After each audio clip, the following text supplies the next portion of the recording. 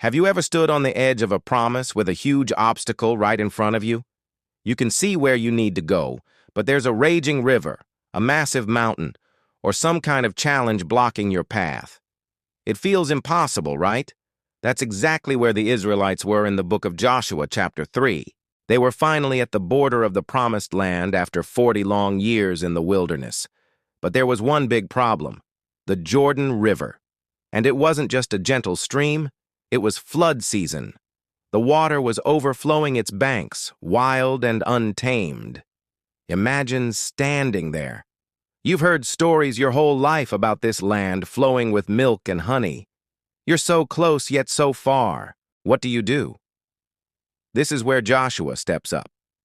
He tells the people, "Consecrate yourselves, for tomorrow the Lord will do amazing things among you."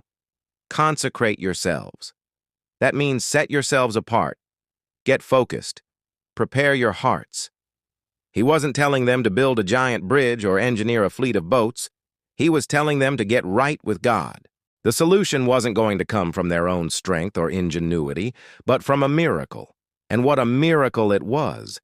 God instructs Joshua to have the priests, carrying the Ark of the Covenant, step right into the raging river.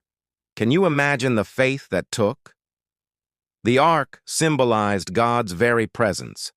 As soon as the soles of their feet touched the water's edge, the river stopped flowing. The water coming from upstream piled up in a heap far away, and the water flowing down to the Dead Sea emptied out, leaving a wide, dry path. It wasn't just a shallow crossing. The riverbed was completely dry. The entire nation of Israel, millions of people, walked across on dry ground, but God wasn't finished. This wasn't just about getting to the other side. It was about remembering. In chapter 4, God gives another instruction. He tells Joshua to have 12 men, one from each tribe, go back into the middle of the dry riverbed where the priests were still standing.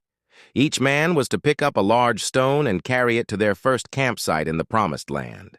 They were to build a memorial with these 12 stones. Why?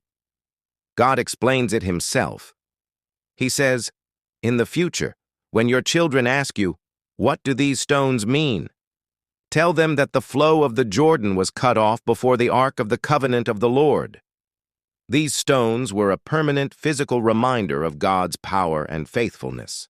They were a story set in stone, a testimony for generations to come. They were to ensure that no one would ever forget the day God parted the floodwaters and brought them safely into their inheritance. This story is so powerful for us today. We all face our own Jordan rivers. Situations that seem impossible, challenges that are overwhelming. This passage reminds us that our first step isn't to figure it all out, but to consecrate ourselves, to focus on God.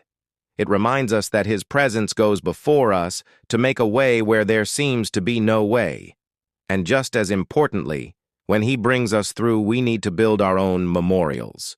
We need to remember His faithfulness, share the story of His goodness, and create reminders that keep His power fresh in our minds. What stones can you set up today to remember what God has done for you? Thanks for joining me for this reflection. If this encouraged you, please give this video a like and subscribe to the channel for more content like this. It really helps us out. Have a blessed day.